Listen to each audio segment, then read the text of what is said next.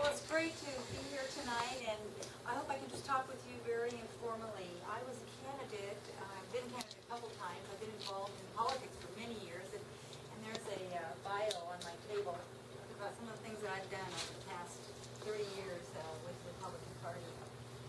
But in the last, actually, I would say 8 months, I ran a couple campaigns. One was a write-in campaign. I ran against Ginny Burdick. Nobody had signed up to run against her. And then I ran a very successful, highly successful, although we didn't win, campaign within Portland and Tigard. And as a result of that campaign, because we had so many volunteers and raised almost $60,000 to support it. Now this isn't a situation where, you know, we were down about 18 points from the current Democrat who's been in office for 16 long years. We were noticed.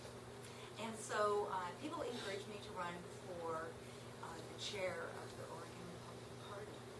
Now, I was thinking about that, like, oh my gosh, great idea.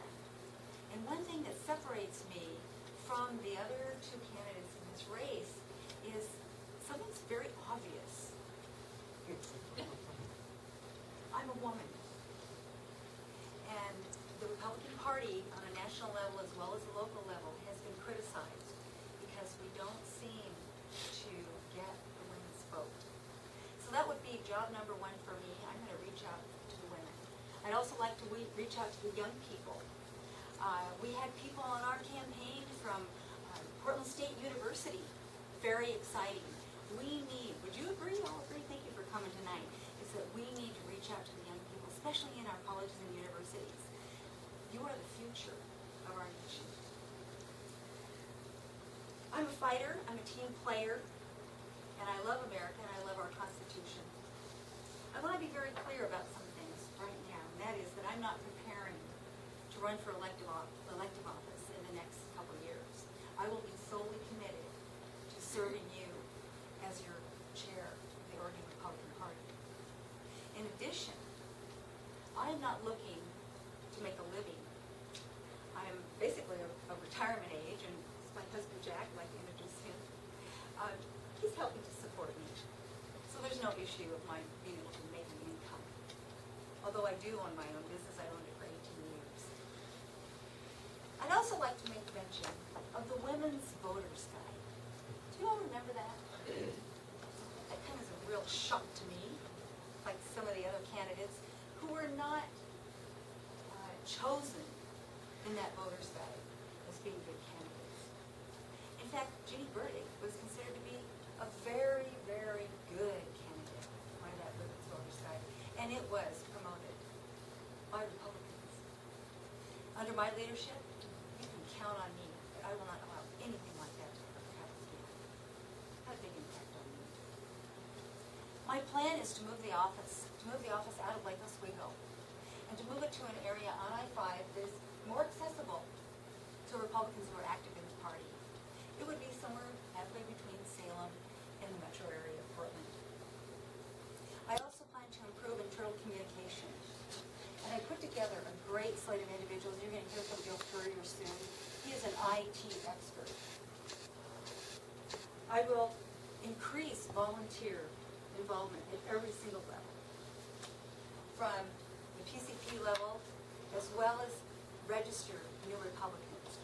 We have to register about almost 200,000 new Republicans, and I will plan to do that. I hope that you will support me as your ORP chair. I'm looking forward to it, looking forward to getting to meet you and visit you in all of your counties and support the counties. You are the engine of the party. Thank you so much for having me. My name is John Lee, and I'm running to be the state chairman. Many people have asked me why. 7 years ago, I stood in front of my central committee and my executive committee, and I asked them a really hard question. I said, is the CCRP relevant?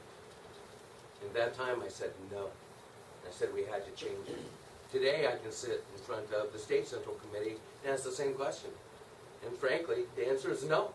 The state party is not relevant. It's not relevant to you, your county, to your college Republicans. We have to change that. We focused in Clackamas County on the nonpartisan races starting about 4 or 5 years ago. In 2011, we won 65% of the water boards, fire boards, and yes, the cemetery board. We went after school boards. The Democrats won less than 30% of the seats.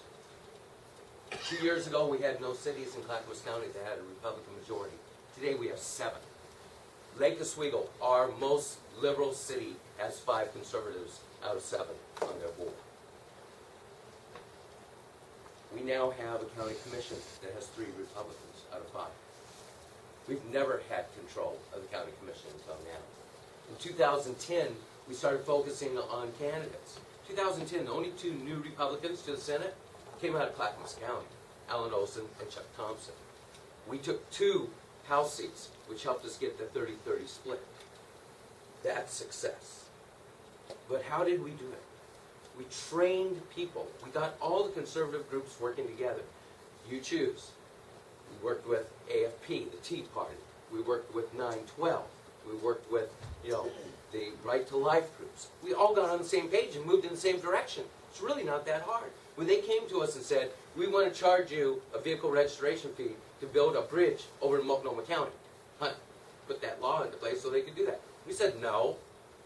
We went out and got signatures. We made ghetto signs, hand-painted, all over Clackamas County. We won 63-37.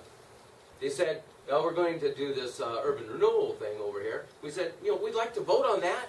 They said, no, you don't get a vote.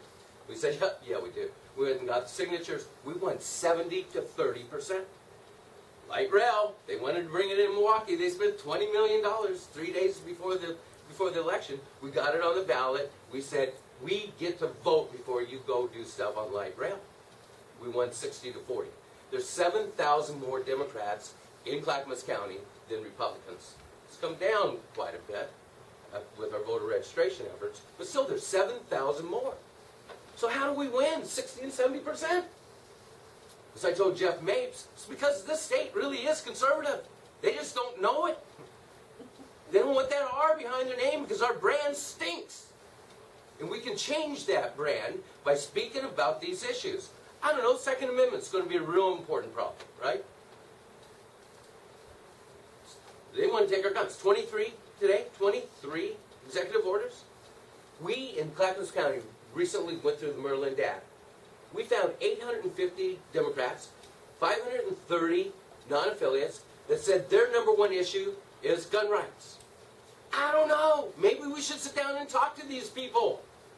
Sit at their kitchen table and say, the Democratic Party of your father, your father's, or your father's father, it's not the same thing.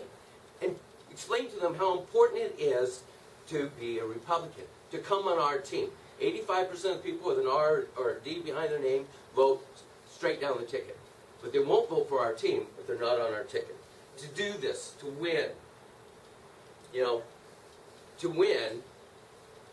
we have to have full-time staff. I'm willing to go out and raise the funds to make sure that we have an office where the phone is answered. I'm running to be a paid person. I made $250,000 last year, or in 2011. As a businessman, running a business. My wife says I got to pay my bills. So I'm asking you to let me go raise a whole bunch of money so that we can help support your county, and I'm going to take a salary if I raise the money. You look at all the other states around this thing. We just talked to Texas and Louisiana, and they were just flabbergasted at the staff level that we have and at the ability to raise money. Bottom line, I've been in the State Central Committee as an alternate delegate, vice chair of Clackamas County for 5 years, chair of Clackamas County, now chair of CD3. I know what's wrong with the party. Truth, trust, communication. I know how to run this organization. I have the experience, and I can raise the money to do it. My name is John Lee, and I hope that I get your support. And just for the record, just because there's only 4 votes in here, all these people really have to band behind us. This is a grab from the roots up. We can't come from the top down. And if I don't have your support, or Suzanne doesn't have your support, every one of you, then we all won't be successful. Thank you.